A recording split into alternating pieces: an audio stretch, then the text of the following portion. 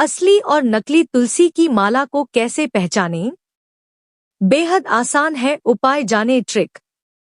नमस्ते दोस्तों, अगर आपको मेरा कंटेंट पसंद आए तो कृपया सब्सक्राइब करें और नोटिफिकेशन बेल दबाएं।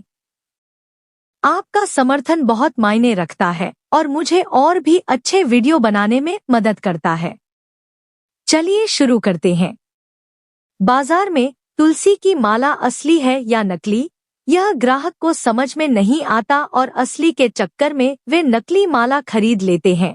हम आपको बताते हैं कि असली और नकली तुलसी की माला की पहचान कैसे करें। पानी में डालकर तुलसी की माला की असलियत का पता लगाया जा सकता है।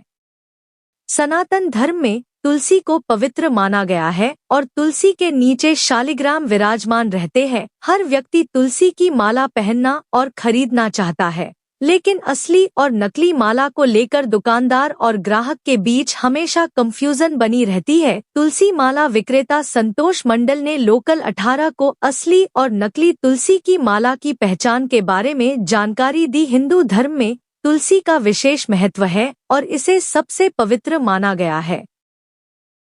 संतोष मंडल ने बताया कि बाजार में अधिकतर माल नकली होती है और तुलसी के नाम पर ग्राहकों को उल्टी सीधी लकड़ी से बनी माला बेची जाती है।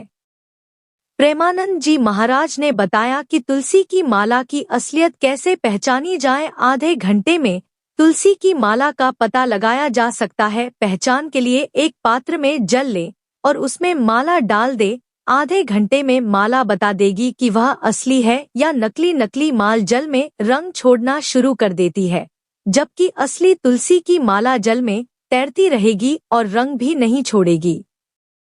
इस तरीके से तुलसी की माला की असलियत की पहचान करना बहुत आसान है। बाजार से माला खरीदते समय उसे जल में डालकर देख ले, ताकि आप जान सकें कि खरीदी गई माला असली है या नकली। तुलसी कंठी माला टूट जाए तो क्या होगा? जब कोई माला टूट जाती है तो आपको उसे ठीक नहीं करना चाहिए। आपको उसके टूटे हुए टुकड़ों को इकट्ठा करना चाहिए और उन्हें अपने पूजा स्थल पर रखना चाहिए या फिर किसी पेड़ के नीचे दबा देना चाहिए। तुलसी माला के 4 नियम क्या हैं? तुलसी की माला पहनने से पहले उसे गंगाजल से धोना चाहिए और सूखने के बाद ही पहनना चाहिए। इस माला को पहनने वाले को रोजाना जप करना चाहिए। इससे भगवान विष्णु की कृपा बनी रहती है। तुलसी की माला पहनने वाले को सात्विक भोजन करना चाहिए। क्या मैं अपनी जप माला बदल सकता हूँ? अपनी जप माला का सम्मान करना और उससे अधिकतम लाभ प्राप्त करना। सोते समय माला को उतार लें और उसे अपने पूजा स्थल या किसी स्वच्छ या पवित्र स्थान पर एक थैली या प्लेट में रख दें। सुबह स्नान और शुद्धि के बाद उन्हें पहनना शुरू करें। किसी को भी अपनी माला किसी के साथ नहीं बदलनी चाहिए। तुलसी माला और कंठी माला में क्या अंतर है? तुलसी की माला सबसे पसंदीदा मालाओं में से एक है। इसे आभूषण और जप माला के रूप में माना जाता है। तुलसी की माला जिसे हम गले में पहनते हैं उसे कंठी माला कहते हैं। सफेद और काली तुलसी माला में क्या अंतर है? ऊर्जा वाली होती है और मन को शांत करने में मदद करती है। यह गहरी ध्यान अवस्थाओं के लिए आदर्श है।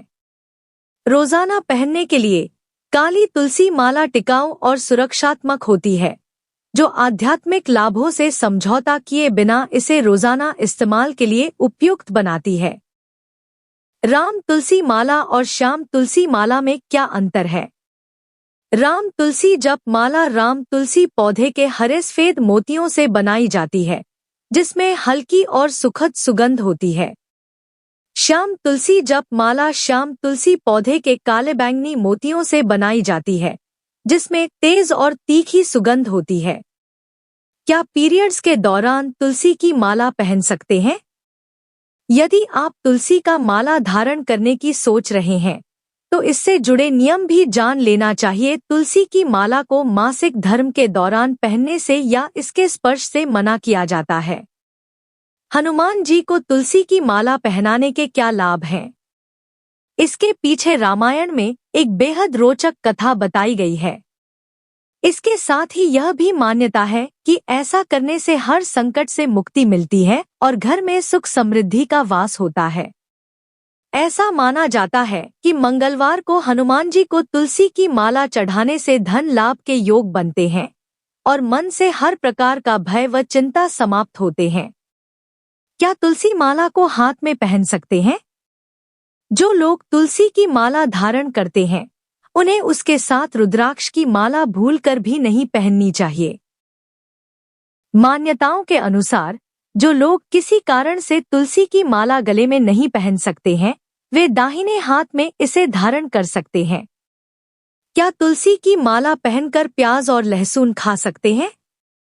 लहसुन प्याज ये तामसी खाद्य पदार्थों के अंतर्गत है, इसलिए प्याज व लहसुन खाने वाले बेहद पवित्र तुलसी जी की माला बिल्कुल नहीं पहन सकते हैं और साथ ही रुद्राक्ष भी धारण नहीं कर सकते हैं।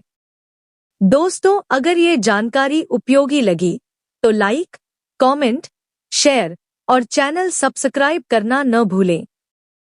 धन्यवाद।